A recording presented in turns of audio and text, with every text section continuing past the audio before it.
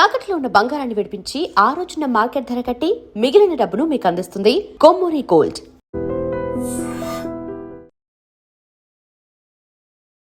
తల్లిదండ్రులకు తీవ్ర హెచ్చరిక ఈ ఇన్సిడెంట్. ఎందుకంటే స్కూల్కి పోతున్నారు కదా మా పిల్లలు, మంచిగా చదువుకుంటారు, ర్యాంకులు కొడతారు అని మాత్రమే ఆలోచించే తల్లిదండ్రులకు ఇది తీవ్ర హెచ్చరిక. ఎందుకంటే మీ పిల్లలు ఏం చేస్తున్నారు, ఎట్లా బిహేవ్ చేస్తున్నారు, ఇవన్నీ కూడా గమనించుకోకపోతే మాత్రం ఏదైనా జరగవచ్చు. అది ఏ స్కూల్ అన్నా కావచ్చు. ఎస్పెషల్లీ ప్రైవేట్ స్కూల్ అనే చాలా పెద్ద ఎత్తున పిల్లలందరినీ కూడా చేర్పిస్తారు, ఎందుకంటే బాగా మంచిగా చెప్తారు అని అనుకుంటూ ఉంటారు. కానీ కార్పొరేట్ స్కూల్లో జరిగినటువంటి ఇన్సిడెంట్ ఇది. అది కూడా శ్రీ చైతన్య స్కూల్లో జరిగింది.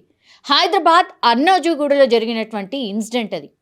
కళ్ళు తెరవండి ఇప్పటికైనా పేరెంట్స్ అనే హెచ్చరిక చేస్తోంది ఈ ఇన్సిడెంట్. ఈ మాట ఎందుకు చెప్తున్నాను పదే పదే అంటే, ఇమాజిన్ కూడా చేసుకోలేరు. స్కూల్కి వెళ్తోంది వాళ్ళ పాప, 10వ తరగతి. మీకు తెలుసు దగ్గర ఇంకా ఏమంటారు ఇక ఎగ్జామ్స్ కూడా దగ్గరకు వచ్చేసినాయి. సో ఫుల్ ఆఫ్ ప్రిపరేషన్లో ఉంటారు పిల్లలందరూ కూడా. అట్లనే ఈ స్కూల్లో పాఠాలు చెప్పేటటువంటి టీచర్స్ ఎవరైతే ఉంటారో పూర్తిగా ప్రతి ఒక్కరి మీద కాన్సన్ట్రేషన్ ఉంటుంది. అట్లాగే వాళ్ళ స్టడీస్ ఎట్లా నడుస్తున్నాయి, వాళ్ళు ఎట్లా చదువుతున్నారు, ఎందులో ఇంప్రూవ్మెంట్ కావాలి అని. కానీ ఒక ఫిజిక్స్ టీచర్ అన్నోజీగూడలో శ్రీ చైతన్య స్కూల్లో ఉన్నటువంటి ఒక ఫిజిక్స్ టీచర్, వాడి పేరు వచ్చేసి పర్రే మైటీన్, 27 సంవత్సరాలు, ఫిజిక్స్కి సంబంధించిన టీచర్. ఏకంగా ఒక 10వ తరగతి చదువుతున్నటువంటి ఒక బాలికని పూర్తిగా ట్రాప్ చేశాడు. అట్లాగే లైంగికంగా ఆమె మీద దాడి జరిగింది. ఇవన్నీ చాలదు అన్నట్టుగా ఏకంగా పెళ్ళే చేసుకున్నాడట ఈ బాలికని. ఎంత షాకింగ్ ఇన్సిడెంట్ ఇది. అసలు ఏ పేరెంట్స్ అయినా జీర్ణించుకుంటారా ఇట్లాంటి సంఘటనలు? స్కూల్లో జరుగుతున్నాయి, అది కూడా corporate, so called corporate schools అని చెప్పుకుంటాం కదా. ఈ శ్రీ చైతన్య ఇట్లాంటి స్కూల్స్ కొన్ని ఉన్నాయి చూసారా. అట్లాంటి కార్పొరేట్ వ్యవస్థలోనే పిల్లలని ఇలా ట్రాప్ చేస్తున్నారు, ఇలా పెళ్ళి కూడా చేసుకుంటున్నారు అంటే ఎవరైనా నమ్ముతారా? ఇది ప్రస్తుతం అంటే పర్యవేక్షణ లేదు విద్యా వ్యవస్థది అనుకోండి, లేకపోతే ఆ వ్యవస్థను నడుపుతున్నటువంటి యాజమాన్యది అనుకోండి, ఏ మాత్రం కూడా పర్యవేక్షణ లేదు. ఇది ఎన్ని రోజులు అవుతుందంటే 20 రోజుల క్రితమే ఈ ఘటన జరిగిందట.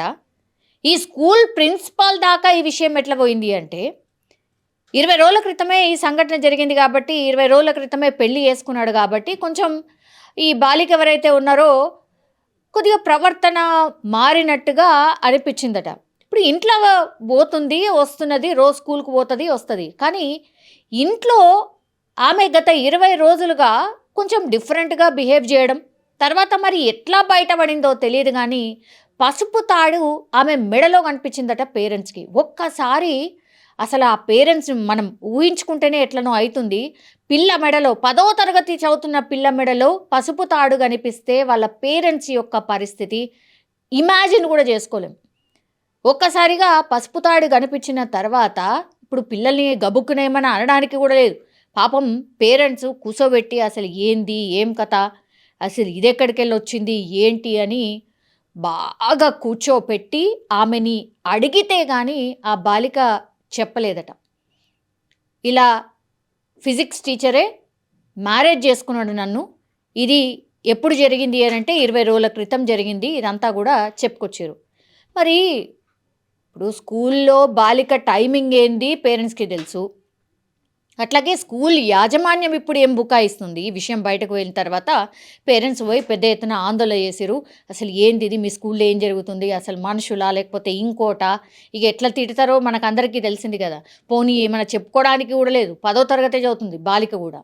అసలు ఏంది మీ స్కూల్లో ఏం జరుగుతోంది, అసలు ఈ ఫిజిక్స్ టీచర్ ఎవడు, ఏంది మీకేం తెలవకుండా ఎట్లుంటుంది అని అడగడం స్టార్ట్ చేస్తే యాజమాన్యం అంటుందట, లేదు ఇది స్కూల్ ప్రిమిసెస్లో జరిగింది కాదు, అసలు మాకు విషయం కూడా తెలియదు, బయట ఎక్కడో జరుగుంటుంది, మాకు సంబంధమే లేదు అంటుందట. అసలు ఆమె బయట కలిసే అవకాశం ఏడుంటుంది ఈ టీచర్లతోని?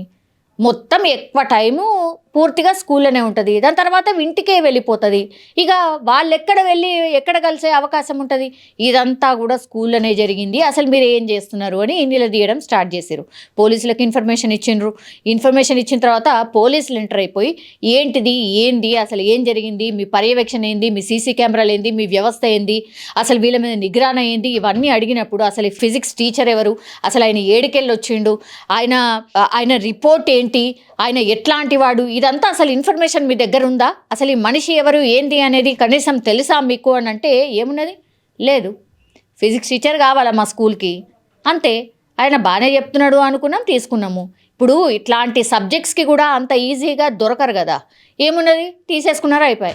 అసలు ఆయన బిహేవియర్ ఏంటి అనేది కూడా ఏం సంబంధం లేదు యాజమాన్యకి. ఇక మా ఫిజిక్స్ టీచర్ ఉన్నాడు, పిల్లలకు చదువు చెప్తున్నాడు, వాళ్ళకి ర్యాంకులు వస్తాయి, ఇక్కడి వరకే తప్పించి అసలు వాళ్ళ బిహేవియర్ ఏంది, పిల్లలతోనే ఎట్లున్నాడు, అసలు ఎవరికి పట్టింది? ఎవ్వరికి పట్టలేదు. ఇక్కడ మిస్టేక్ ఎవరిది అని ఆలోచించినప్పుడు అందరిది మిస్టేకే. అటు పేరెంట్స్ అనుకోండి, యాజమాన్యం అనుకోండి, అందరిది మిస్టేకే. ఎందుకంటే టీనేజ్ పిల్లలు, వాళ్ళకి ఏది రైట్ ఏది రాంగ్ తెలియనటువంటి పరిస్థితి. అండ్ సోషల్ మీడియా పూర్తిగా మన చేతిలోకి వచ్చేసింది కాబట్టి ఇంకేముంది, అన్కంట్రోలబుల్ అన్నమాట. అందుకే కదా పెద్ద ఎత్తున సోషల్ మీడియా ఈ 16-17 సంవత్సరాల పిల్లలకి అసలు సోషల్ మీడియా అనేదే యాక్సెస్ ఉండొద్దు, వాళ్ళకి అసలు మొబైల్ వాడకమే ఉండొద్దు, ఇట్లాంటి రెస్ట్రిక్షన్స్ కొన్ని రాష్ట్రాలు కూడా తీసుకొచ్చినాయి. ఇగో ఇట్లాంటి అనర్థాలు చూసినప్పుడే ఇప్పుడు ఏమైంది, పోలీసులు పోక్సో చట్టం కింద కేసు నమోదు చేసిర్రు. కానీ ఎంత దారుణం కదా. ఇప్పుడు ఆ పాప 10వ తరగతి పరీక్షలు రాయాలి, ఇంకోటి రాయాలి. ఇప్పుడు ఏంటి పరిస్థితి అని అంటే పిల్లని తీసుకుపోయి ఇప్పుడు కౌన్సిలింగ్లో కూర్చోబెట్టి అమ్మ ఏది కరెక్ట్ ఏది బ్యాడ్, ఇది చెయ్యొచ్చా ఇది చెయ్యరాదా అని కౌన్సిలర్లు ఆమెకు కౌన్సిలింగ్ ఇస్తున్నారు అని అంటే, పేరెంట్స్ చేయాల్సింది ఎవరో కౌన్సిలర్లు చేస్తున్నారు అని అంటే ఏంది పరిస్థితి ఒకసారి ఊహించుకోండి. ఇప్పుడు ఈ ఫిజిక్స్ టీచరు అసలు టీచర్ అనడానికి కూడా లేదు నిజంగా. ఫిజిక్స్ టీచర్ని తీసుకుపోయి పోక్సో చట్టం కింద కేసు నమోదైంది. ఇప్పుడు అమ్మాయి జీవితం అయితే నాశనం చేసినట్టే కదా. ఇప్పుడు ఆమె మైండ్ మీద ఎట్లాంటి ప్రభావం ఉంటుంది? తెలియనటువంటి స్టేజ్లోనే ఇట్లాంటి ఇన్సిడెంట్స్ చేసినప్పుడు వాళ్ళ మైండ్లో ఎట్లా కూర్చుండిపోతుంది? ఆమె పరీక్ష రాయగలుగుతుందా? ఆమె ఫ్యూచర్ ఏంటి అని ఆలోచిస్తే వాళ్ళ పేరెంట్స్ అనుకోండి, ఆ పిల్ల పరిస్థితి అనుకోండి ఎంత దారుణం. ఇట్లా కార్పొరేట్ వ్యవస్థలో మా పిల్లల్ని పంపించేస్తున్నాం కదా, చదువుకొని వస్తున్నారు కదా అనుకుంటే మాత్రం ఇది భయంకరమైనటువంటి ఇన్సిడెంట్, ఒక హెచ్చరిక అందరి పేరెంట్స్కి, యాజమాన్యాలకు కూడా.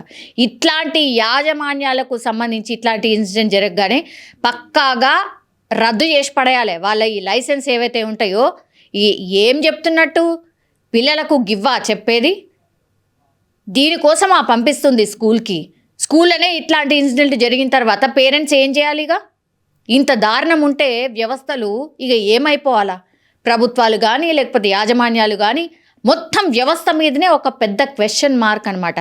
ఒక తీవ్ర హెచ్చరిక ఇది పేరెంట్స్కి, మరీ ఒక తీవ్ర హెచ్చరిక. దయచేసి మీ పిల్లలు ఏం చేస్తున్నారు ఏంటి అనేది కనిపెట్టండి. అండ్ దయచేసి వాళ్ళు ఎంత నెత్తి నోరు మారాం చేసినా సరే దయచేసి సోషల్ మీడియా అకౌంట్స్ ఓపెన్ చేయకండి.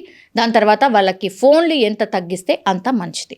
And for more videos, Please subscribe to iDream. Please subscribe to iDream. Please subscribe iDream. And please subscribe to iDream. For more videos, subscribe to iDream. please like, share and subscribe to the channel. Congratulations, iDream. Subscribe to iDream. Subscribe to iDream. So subscribe to iDream Media. iDream ki iDream team andarki huge congratulations. Please subscribe iDream Media. Please subscribe to iDream. Subscribe iDream. Please subscribe to iDream. iDream అంటే నా కళల ఛానల్ను subscribe చేసుకున్న నోరు తిరుగుతలేదు, మీరైతే గంట గుర్తు కొట్టండి. For more such videos, please subscribe to iDream. Subscribe to iDream. Please subscribe to iDream. Please subscribe iDream Media. Please do subscribe to iDream. Please subscribe to iDream Media. For best entertainment and information, please subscribe iDream. And don't forget to subscribe to iDream.